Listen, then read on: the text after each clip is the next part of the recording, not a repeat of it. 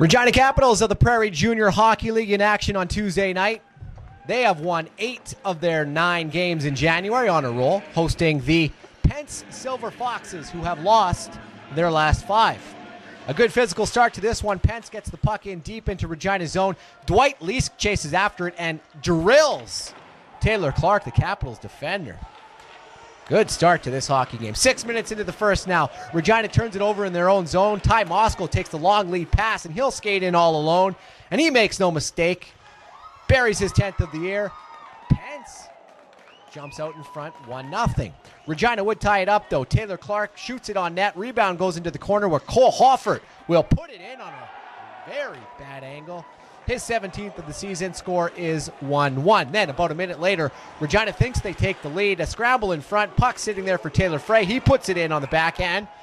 But the ref would wave it off. Goaltender interference, and you see it was the right call as Daniel Hagel pushes the Pense defender on top of their goaltender. So the score would remain 1-1. 1-1 into the second period in a rough one. A rough period. Behind the net. Scary as the net goes on top of the Pense goaltender. So everybody seems to grab a partner, including Brandon Binkley. Puts his man Anthony Jerkowitz into a headlock. Kind of looks like Dudney on a Friday night. Nothing would result. But the rough stuff would continue. Dwight Leask drills the Regina Capitals player from behind, and that was a huge loss for the Pense Silver Foxes because Leask would get a penalty for checking from behind. He would get thrown out of the game, and Leask, one of Pence's best players. So Regina would go on the power play. Off the faceoff, Taylor Clark takes the puck, and he skates it into Pence's zone and rips a slap shot, but drills the post. Score remained 1-1. On that same power play, Emery Anderson this time takes the puck. He skates it into Pence's zone, a little dipsy-do into the slot, but Aaron Husband, the Pense goaltender, kicks out that left pad. Pense would then get a chance shorthanded. River Lafferty pokes the puck up to himself, and he takes it in on Braven McPherson. But McPherson has no trouble with that one to keep the score tied 1-1. 3 minutes left in that second period. Pense on the power play, but it's Regina capitalizing. Taylor Frey pokes the puck up to Eric Durant, and he goes in shorthanded, and he will score his 19th goal of the season, a shorthanded goal to give Regina the lead. Carson Sinclair would then make it 3-1 for Regina. Tough to see this one, a tough angle to let another goal in, but Carson Sinclair will take it 3-1 for Regina. Into the third period now.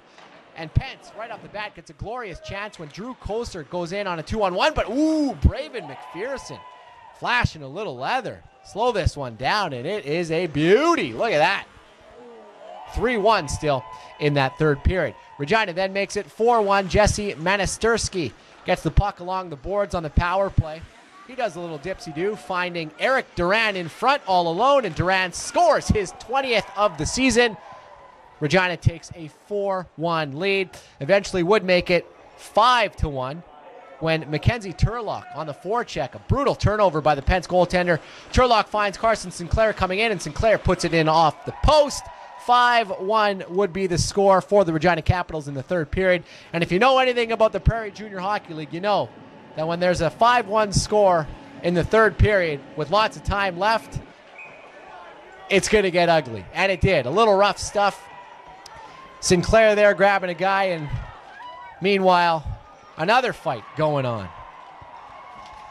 Taylor Clark roughs up the Pense player Brock Newells, who gets the worst of that one.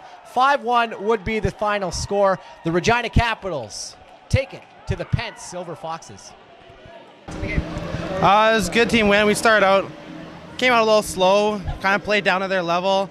Then after about the first period, we picked it up and we played like our normal team, and we got the win. Yeah, you guys really picked it up in that third period, and it looked like that third period was started by yourself with that humongous glove save, flashing a little leather. Why don't you tell me about the save?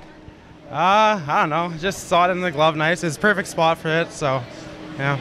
It's one of those things, eh? Yeah.